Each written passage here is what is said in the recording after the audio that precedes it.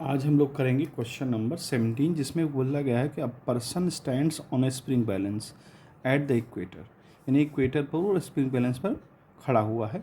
By what fraction is the balance reading less than his true weight, उसके true weight से कितना कम balance, कितना उसका जो है कम वेट होगा, उसका फ्रैक्शन निकालना है।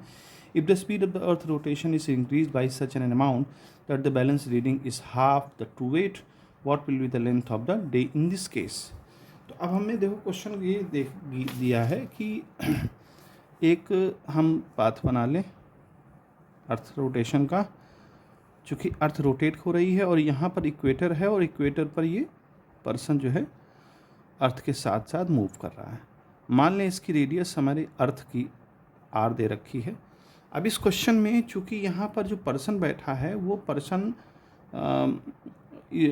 आपका स्प्रिंग बैलेंस पे बैठा है, तो नेचुरल सी बात है। देखिए वेट जो हमारा होता है, फार्मूला आपने पढ़ा होगा, वेट जो होता है जी डैश यहाँ एपरेंट वेट है, तो वो ट्रू वेट में से m r omega square minus करना पड़ता है। और यहाँ पर कॉस स्क्वायर लेमडा। अब यहाँ कॉस स्क्वायर लेमडा क्या है? लेमडा है यहाँ से जिस जिस जगह पर जाएगा उसका ये एंगल। अब चूंकि इक्वेटर पर है तो वहाँ इक्वेटर पर लेमडा 0 हो जाएगा और पोल में होता तो लेमडा 90 डिग्री हो जाता। तो यहाँ पर अगर हम रखें लेमडा की वैल्यू तो क्या आ जाएगी? 0 हो जाएगा, कॉस 0 और कॉस 0 की वैल्यू 1 होती है। यहाँ पर जो दिख रहा है आपको, अच्छा एम हटा दें सब जगह से, तो जी माइनस आर ओमेगा स्क्वायर। अब यहाँ पर देखें तो हमें एक्चुअली निकालना है ट्रू वेट, है ना, यानी फ्रैक्शन निकालना है। तो आप एक काम कर सकते हैं, देखो m तो हमेशा कांस्टेंट रहेगा, m से कोई इतना वो खास मतलब नहीं है। हमारा मेन है g की वैल्यू में क्या चेंज आ रहा है। तो देखें अगर हम इसको ये कर लें कि g dash minus g is equal to minus r omega square, तो यहाँ देखो अगर हम इसको g से डिवाइड कर दें तो ये फ्रैक्शन में कन्वर्ट हो जाएगा, दोनों तरफ g से डिवाइड कर दीजिए, तो ये जो है हमारा फ्रैक्शन आ जाएगा। ये एपरेंट वेट है माइनस ट्रू वेट अपॉन जी। तो अब देखिए यहाँ पर जो माइनस से वैल्यू आ रही है वो माइनस का मतलब वो डिक्रीज़ हो रहा है, यानी कम हो रहा है। तो आर ओमेगा को हम लिख लेते 2π/t का होल स्क्वायर और डिवाइड बाई जी।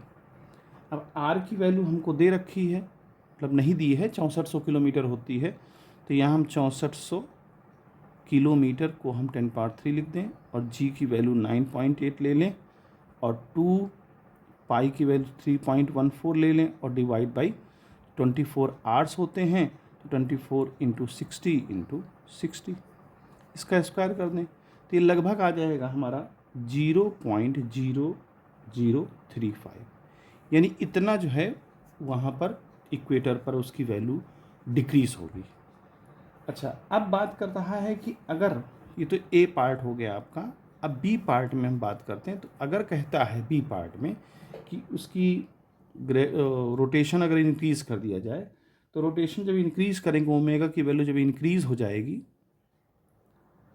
तो देखिए तब क्या होगा।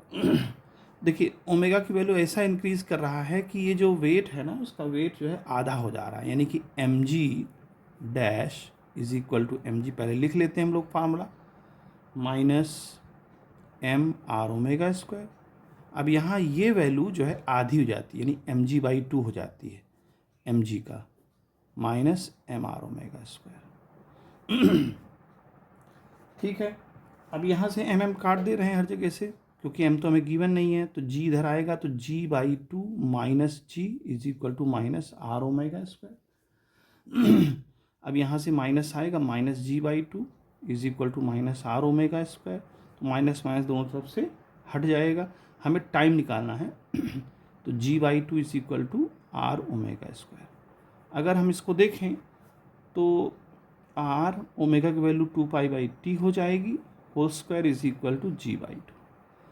अब यहाँ जो हमें नॉन वैल्यूज़ हैं वो हम देख लें, तो इसको अगर हम सॉल्व करेंगे तो ये आ जाएगा t इज इक्वल टू 2π और 2r/g सॉल्व करने पर, और जब इसमें वैल्यूज़ पुट करेंगे तो ये लगभग 24 जो है 24, ये लगभग 2 आवर्स आएगा, है ना। अच्छा, यहाँ पर अगर हम टी की वैल्यू निकालेंगे तो ये 2 आवर्स आएगा, तो यानी कि उसको 2 घंटे जो है लगेंगे।